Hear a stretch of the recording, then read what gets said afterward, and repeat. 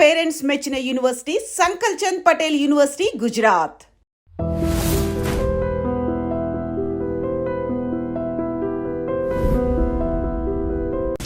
మీరు డైరెక్ట్ చేస్తున్నప్పుడు షూటింగ్లో ఎవరినైనా ఆర్టిస్ట్ని తిట్టిన సందర్భాలు కానీ కొట్టిన సందర్భాలు కానీ ఏమైనా ఉన్నాయా? అంటే యాక్చువల్గా ఆర్టిస్టుల కంటే కూడా ముందు ఇక్కడ ప్రాబ్లం ఎక్కడ వస్తుందంటే కొత్త కుర్రాళ్ళతో వస్తుంది.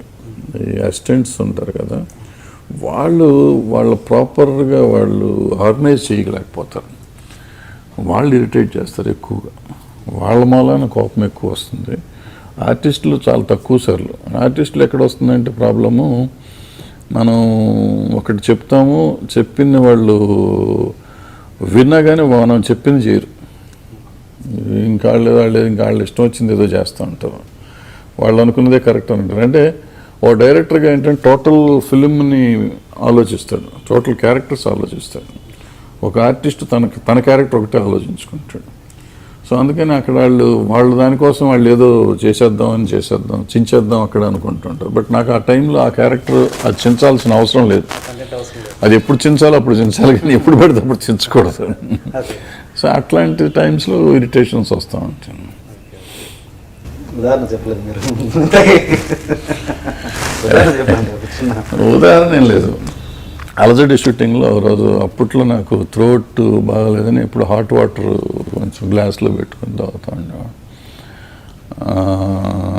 రోజు డిస్కో శాంతి మొత్తం కాంబినేషన్ అంతా ఉన్నారు. తులసి, రేమాను, చంద్ర అందరూ కూర్చొని లైలా కాలేజీలో తీస్తున్నాం. ఏదో చెప్తున్నా, 2 సార్లు చెప్పి 3 సార్లు చెప్పినా ఏంటలేదు. ఆ చేతిలో వాటర్ గ్లాస్ తీసారు కొడితే మొత్తం పగిలిపోయి పెంకులు పగిలింది. ఈ మొత్తం వచ్చి సార్ మీ కోపం వస్తే వచ్చాను సార్, ఇట్లా గ్లాసులు గీసులు కొడితే మొఖం పోతుంది సార్, మేము ఆర్టిస్టులో సార్, మా జీవితాలు నాశనం చేద్దాం. మీరు డైరెక్ట్గానే కొట్టాం, బట్ లక్కీగా దూరంగా ఉండేసరికి ఫ్లోర్ మీద పడింది అది. బాజీ గారు సినిమాని తెలుగులో రీమేక్ చేశారు, వేటగాడు అని, రాజశేఖర్తో. ఆ సినిమాలో మిమ్మల్ని హీరో బాగా సఫర్ చేశారని, అసలు దాని అనుభవాలు ఏంటి చెప్పండి అసలు. ఇప్పుడు జీవితంలో కొన్ని తప్పులు చేస్తూ ఉంటాం. ఆ తప్పుల గురించి ఆలోచించడం కంటే తప్పులు చేయకుండా ఉండడానికి అది చేయటం బెటర్. వాటిని తలుచుకుని మళ్ళీ వాళ్ళని తిట్టుకుని అని అనవసరం కదా. అతని ఇష్టం. ఇప్పుడు ఒక ప్రాబ్లం సినిమా ఇండస్ట్రీలో ఏంటంటే ఎవరి క్యారెక్టర్ అయినా మనకు తెలిసిపోతుంది.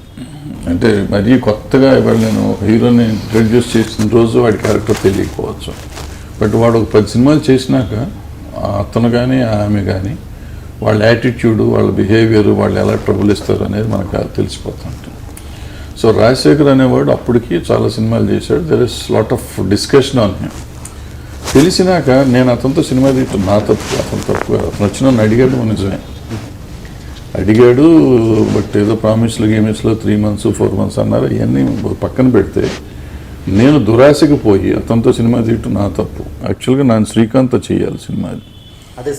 అది సినిమా శ్రీకాంత్ ఓపెనింగ్. అది ఓపెనింగ్ ఉంటే ఇతను వచ్చి నన్ను అడిగితే నేను ఆ సినిమా అతనితో చేశాను. అంటే షూట్ చేశారు పాటు? లేదు, షూట్ చేయలేదు. యాక్చువల్గా షూటింగ్ చేయాలి నెక్స్ట్ మంత్. ఆ పైన ఇప్పుడు షూటింగ్ స్టార్ట్ చేయాల్సి ఉండింది. ఈ లోపల రాజశేఖర్ జీవితాన్ని నాకు అక్కడి నుంచి ఫోన్లు చేసి మీరు ఎట్లన్నా చేయించాలని అడిగితే చేస్తానన్నా. అది మేజర్ బ్లండర్ నా కెరియర్లో. కెరియర్లో మామూలు బ్లండర్ కాదు, నా కెరియర్ నాశనం చేసిన బ్లండర్. ఆ రోజు నుంచి ఈ రోజు వరకు కోలుకోవాలి నేను, ఫైనాన్షియల్గా కానీ లేకపోతే కెరియర్ పరంగా కానీ. ఎందుకంటే నేను చాలా బిజీగా ఉన్న డైరెక్టర్ని అప్పట్లో, ప్రొడ్యూసర్ని కూడా. ఈ 2 జీరోకి వచ్చేసినాయి ఆ బాజీ గారి దెబ్బతో. ఫైనాన్షియల్గా నేను దగ్గర 12 ఏళ్ళు 13 ఏళ్ళు నేను కష్టపడి పనిచేసి తీర్చుకోవాల్సి వచ్చింది అప్పులన్నీ. సో ఇక ఆ బ్లండర్ చేయటం అనేది మామూలు బ్లండర్ కూడా కాదు, పెద్ద బ్లండర్ చేసేసాం. ఇది దాని గురించి ఆలోచించి బాధపడి దానివల్ల కాదు. ఇప్పుడు అట్లీస్ట్ పోయిన అయిపోయింది, హ్యాపీగా ఉన్నాం. అతను చేశాడు. అతను అలాగే ఉంటాడని తెలిసినప్పుడు అతని దగ్గరికి వెళ్ళటం నా తప్పు. అతను నా దగ్గరికి వచ్చినా కానీ నేను అవాయిడ్ చేసుకోవచ్చు. నాకు విజ్ఞానం, నేను అప్పటికే 40 ఏళ్ళు దాటినాయి కదా. సో నా విజ్ఞానం నేను ఉపయోగించాల్సింది, నేను ఉపయోగించలేదు. విచక్షణ నాకు లేదు కదా. నేను ఇంకో వాళ్ళని తిడతాం అనేది తప్పు, కరెక్ట్ కాదు. అంటే ఎటువంటి ఇబ్బందులు? షూటింగ్ అతను మామూలుగా లేట్గా వస్తాడు, అతను ఇష్టం వచ్చినప్పుడు వస్తాడు. అదే దాంతో లేట్ అయిపోతుంది, మొత్తం అప్సెట్ అయిపోతుంది షూటింగు. కాంబినేషన్స్ పోతాయి, స్ట్రెంగ్త్ లేట్ అవుతూ ఉంటుంది షూటింగ్. నాకు తెలిసి ఒక్క సినిమాకే కాదుగా, రెగ్యులర్గా అదే నేను చెప్తున్నాను, అంతకు ముందు చేశాడు తెలిసి మళ్ళీ అతను పెట్టుకోవడం నా తప్పే కదా అంటున్నాను నేను. అతను అలాగే చేస్తాడు, నా ఒక్క సినిమాకే చేస్తుంటే అప్పుడు అతను తప్పు అనాలి. అతను అంతకు ముందు ఆల్రెడీ చేసి చాలా మందిని సఫర్ చేశాడని తెలిసినాక మళ్ళీ అతనితో పెట్టుకోవటం మన తప్పు కదా. మనకి చేయడు ఇంకోటి చేస్తాడు అనుకోవటం కూడా తప్పే కదా. ఈ సినిమా ఫ్లాప్ తర్వాత మీరు అబ్రాడ్ వెళ్ళిపోయి సెట్ అయిపోయారని, అంటే ఇంకా కంప్లీట్ కంట్రీ వదిలేసి అంత సఫర్ అయ్యారని నిజమేనా? అంటే ఆ సినిమా పోయినాక అబ్రాడ్ వెళ్ళే అని డబ్బులు నిజం చెప్పాలంటే ఇక్కడే ఉన్నా. అబ్రాడ్ వెళ్ళే అంత సీన్ కూడా లేదు. దగ్గర దగ్గర ఒక 1 year ఆల్మోస్ట్ ఒక రకమైన అండర్ గ్రౌండ్ లాగా ఉన్నాం, బయటికి రాకుండా. అంటే అప్పులు బాధలు తట్టుకోలేము.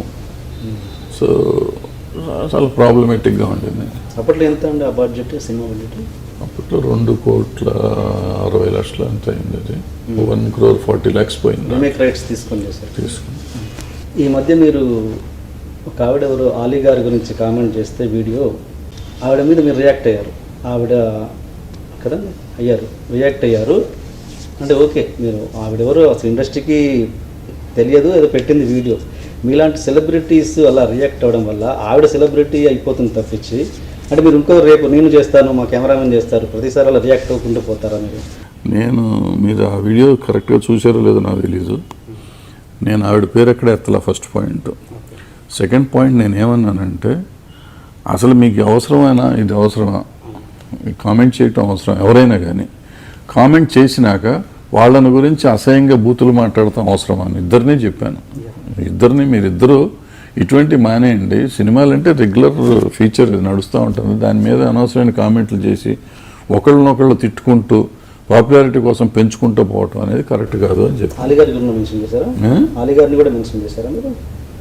నేను ఎవరి పేరు ఎత్తలే, అసలు మొత్తం ఎవరి పేరు ఎత్తలే. మొత్తం జనరల్గా ఈ సినిమా ఇండస్ట్రీ మీద ఇలాంటి అనవసరమైన అవాకులు చవాకులు ఎవరు మాట్లాడొద్దు. మాట్లాడిన వాళ్ళు ఒకవేళ ఉన్నా కానీ పట్టించుకోవద్దు. మీరు మళ్ళీ వాళ్ళని బూతులు తిడుతూ పెట్టొద్దు, దీంట్లో పోస్టులు పెట్టొద్దు అని చెప్పాను. దాని మీద మీ రియాక్షన్ ఏంటి సార్? అంటే ఆలీ గారు ఇలా స్టేజ్ మీద మాట్లాడుతున్నారు, ఆల్మోస్ట్ సోషల్ వెబ్సైట్స్ అన్నీ మాట్లాడుతున్నారు కదా, అది ఆయనను ఎప్పుడైనా మీరు పర్సనల్గా మాట్లాడారా? ఎందుకు ఇలా అందరూ మరి అంటే డైరెక్ట్గా కానీ అంటే చాలా విచిత్రంగా ఉంటుంది. డైరెక్ట్గా నేను మామూలు ఇప్పుడే కాదు, ఇవన్నీ లేనప్పుడు కూడా చాలాసార్లు ఆలీనే కాదు అందరికీ చెప్తాను, అంటే వద్దురా అటువంటి అనేది.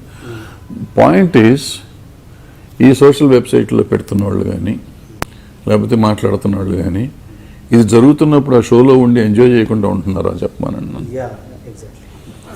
నేను ఆ షోలో ఉండి ఆలీ కానీ ఇంకోళ్ళు కానీ మాట్లాడుతుంటే తప్పట్లు కొట్టి ఎంజాయ్ చేసి పగలబడి నవ్వి మర్నాడు నేను సోషల్ నెట్వర్క్లో ఉంది కదా, పోస్ట్ చేస్తానికి ఉంది కదా, వాడు దుర్మార్గుడు, ఇలా ఆడపిల్లల్ని అన్యాయం చేస్తాడా అని మాట్లాడుతా ఎంతవరకు కరెక్ట్? ఇది కాకుండా ఒకవేళ ఎంజాయ్ చేయకుండా కూడా నిజంగా ఫీల్ అయి పెట్టి ఉండవచ్చు. ఫీల్ అవుతారు, ఎందుకంటే ఇక్కడ మెజారిటీ, ఇప్పుడు డెమోక్రసీలో ఉన్నాం మనం, ఎవరిష్టం వచ్చింది వాళ్ళు మాట్లాడుతున్నారు.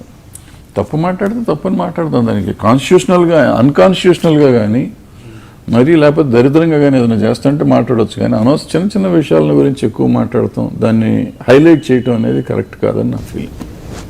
నాన్నగారి గురించి కొద్దిగా చెప్పండి, గోపాలకృష్ణమూర్తి గారి గురించి. ఆయన మొదట్లో కమ్యూనిస్ట్ పార్టీలో పనిచేశారు. ఆ తర్వాత అండర్ గ్రౌండ్లోకి వెళ్ళినప్పుడు మేము పుట్టాము. అరెస్ట్ అయ్యారు, కడలూరు జైల్లో ఉండేవారు కొంతకాలం. అప్పుడు ఆయన కాల్ చేయాలని ఏదో ఆర్డర్స్ కూడా వచ్చినాయి. బట్ లక్కీగా ఆయనని మా పెద్దనాన్నని లాస్ట్ మినిట్లో వదిలిపెట్టారు కాల్ చేయకుండా. అట్లా బయటపడ్డారు. తర్వాత అక్కడి నుంచి ఆయనని ఇటు ఆంధ్ర రాష్ట్రంలోకి రాకూడదు అని పెడితే మెడ్రాస్లో సెటిల్ అయ్యారు అన్నమాట. మరి కృష్ణా జిల్లాకి రాకూడదు, కృష్ణా జిల్లా ఫాదర్ కృష్ణా జిల్లా రాకూడదు అంటే మెడ్రాస్లో సెటిల్ అయ్యి మెడ్రాస్లో ట్యూషన్లో చెప్పుకుంటా అట్లా మెల్లిగా సినిమాల్లోకి వచ్చి సినిమాల్లో నుంచి శారదా స్టూడియోలో మేనేజర్గా చేరారు. అలాంటి వ్యక్తి సినిమాల్లోకి ఎలా టర్న్ అయ్యారు? బతుకుతారు కదా. అంటే అప్పుడు ఆల్మోస్ట్ కమ్యూనిస్టులు అందరూ, మా నాన్నగారు భీమవసన్ గారు, తాత్నేని ప్రకాశ్రావు గారు, తాత్నేని చలపతిరావు గారు, ఇట్లా నాగభూషణం గారు చాలామంది అక్కడికి వచ్చి అట్లా సినిమాల్లో సెటిల్ అయ్యారు. తర్వాత అల్లు రామలింగయ్య గారు, వీళ్ళందరూ ఏదో ఒక రకంగా రాజారావు గారు, గరికపేట రాజారావు గారు, ప్రజానాట్య మండలి. సో వీళ్ళందరూ ప్రజానాట్య మండలి నుంచి కానీ కమ్యూనిస్ట్ పార్టీ నుంచి కానీ వచ్చి అక్కడ సెటిల్ అయ్యారు. సెటిల్ అయ్యి అప్పుడు ఈ మాధ్యమంలో ఇదంతా వీళ్ళంతా కళాకారుల కింద కదా, దాంట్లోంచి దీంట్లోకి వచ్చారు. Okay okay. నాన్నగారితో మీకు గుర్తుండిపోయిన మంచి క్షణాలు కానీ మంచి గొప్ప రోజులు కానీ ఒకటి ఏదైనా పంచుకోండి మాత్రం.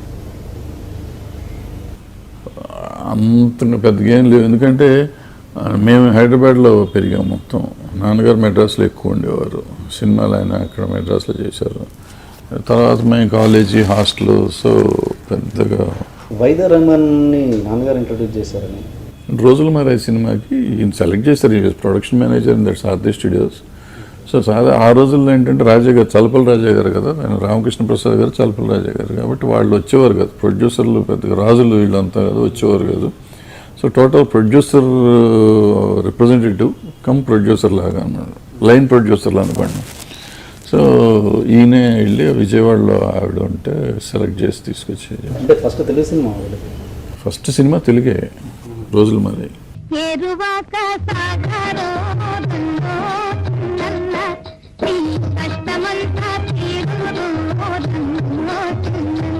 రోజులు మరి అయినాక గురుదత్ గారు ఇక్కడ ఏదో సినిమాకి ఇక్కడికి వచ్చి హైదరాబాద్ వచ్చి రిడ్జ్లో ఉన్నప్పుడు రోజులు మరి ఆడుతుంటే చూసి ఆమెను పిలిపించి హిందీ సినిమాలు ఇంట్రడ్యూస్ చేశారు. విజయవాడ, తెలుగమ్మాయి. మీరు ఆ మధ్య కొత్త వాళ్ళతో మల్లెపువ్వు అని కృష్ణవంశీ గారితో సినిమా స్టార్ట్ చేశారు ప్రొడ్యూసర్గా. అది కొత్త వాళ్ళతో స్టార్ట్ చేశారు, మరి మధ్యలోనే ఆగిపోయింది ఎందుకు? ఒక 15 days ఏమో షూటింగ్ కూడా చేశారు. 4-5 days. అది ఆగిపోవడానికి కారణాలు ఏంటండి? అంటే Vamsi was not satisfied with the actors. వాళ్ళు చేస్తున్నది అతనున్నది అవుట్పుట్ రావట్లేదు, వద్దని చెప్పి మానేసాము. తర్వాత జైలే, తర్వాత అదే చందమామ. మీకు ఆ మధ్య రిలయన్స్ సంస్థ మీకు ఒక చైర్పర్సన్గా ఒక బాధ్యత అప్పచెప్పించి సినిమాలు తీయమని రిలయన్స్లో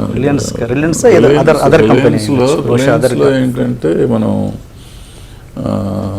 టీవీ షోస్ చేసాము, కలిసి చేసి చాలా షోస్ చేసాం. రిలయన్స్ కాకుండా ఇంకేదైనా కంపెనీ వచ్చిందా సినిమాలు కంటిన్యూస్గా తీయమని అలాంటిది? ఏదో అది ఒక కంపెనీ వచ్చింది, మనం అప్పుడు ఇక్కడ పెట్టాం కదా, దాని పేరేంటి, పిరమిడ్ సాయి మీద. Okay okay. అది ఏంటంటే ఎందుకు మధ్యలో ఆగిపోయింది మరి అసలు ఒకటి కూడా ఇది అవ్వకుండా? అంటే వాళ్ళు టూ అంబిషియస్, పాపం వాళ్ళు మంచోళ్ళే కానీ టూ అంబిషియస్, దాంతో ఎక్స్పీరియన్స్ లేదు, చెప్పిన మాట వినరు. సో సినిమానే తీయలే. ఇప్పుడు మనం సినిమా చేద్దామంటే సినిమాలు చేయలేదు, అడ్వాన్స్లు ఇచ్చాము, ఒకళ్ళిద్దరికి అడ్వాన్స్లు ఇచ్చాము. గురువులో పడాలంటే 1 year పైన పడుతుంది కదా, ఈ 1 yearలోనే కంపెనీ మూసేశారు. ఈ లోపల రజనీకాంత్ సినిమా కొన్నారు, ఇంకే 2-3 సినిమాలు కొన్నారు, పెద్ద పెద్ద సినిమాలు, హిందీలో సినిమాలు కొన్నారు. సో ఒకేసారి కొలాప్స్ అయిపోయింది కంపెనీ. నేను చెప్పాను, హిందీ సినిమాలు మనకు తెలియదు కానీ తెలుగు రజనీకాంత్ సినిమా కొంటున్నప్పుడు చెప్పాను కొనొద్దని చెప్పాను. ఎందుకంటే 60 కోట్లు 70 కోట్లు పెట్టుకున్నారు. 70 కోట్లు ఉంటే మన తెలుగు సినిమాలు 2-3 చేసేవారు. రజనీకాంత్ గారు ఇక్కడ చేశారే, సినిమా యాక్టర్, కథానాయకుడు జగపతి బాబు. సో అట్లా చేసి సినిమాలు చేయకుండా పోయింది. బట్ టీవీ షోస్ అవి చేసి, రిలయన్స్ కాదు వాళ్ళ దాంట్లో కూడా టీవీ షోస్ చేసి దీంట్లో కొట్టుకొచ్చిన మనిషి తప్ప రాజకీయం మన పొలిటికల్ ఎరీనా సీన్లో వచ్చేసిన మనిషి తప్ప పొలిటికల్గా బాలకృష్ణ పెద్దగా అంత ఉంటుందని నేను అనుకోను. అంటే నాకు యాక్చువల్గా అతనితో పెద్ద పరిచయం లేదు, ఎక్సెప్ట్ మన సినిమా ఇండస్ట్రీ ప్రోగ్రాములతో పరిచయం. బట్ సినిమా ఇండస్ట్రీ ప్రోగ్రాంలు అన్నింటిలోకి నేను అందరి హీరోల కంటే అతనితో సినిమా ఆర్టిస్ట్గా నాకు చిరంజీవి వాళ్ళతో బాగా క్లోజ్ కానీ అతనితో క్లోజ్ కాదు. బట్ ఒక డిసిప్లిన్, ఓ పద్ధతి చూశాను నేను ఏ ప్రోగ్రాంలో చేసినా కానీ. నేను హీరోని అనే ఫీలింగ్ ఎప్పుడూ ఇవ్వలే మాకు. ఎందుకంటే నేను I use to organise all the programmes, cultural ప్రోగ్రామ్స్కి వెళ్ళి టైం స్లాట్లు అవి ఇవ్వటం కానీ లేదని చెప్తే ఏదైనా కానీ ఫోన్ చేసి భరద్వాజ్ గారు నేను ఇంటికి రావాలి, ఎప్పుడు రమ్మంటారు అని మనం టైం ఇస్తే టైం కంటే 10 నిమిషాలు ముందు వచ్చి కూర్చునే మనిషి అతను.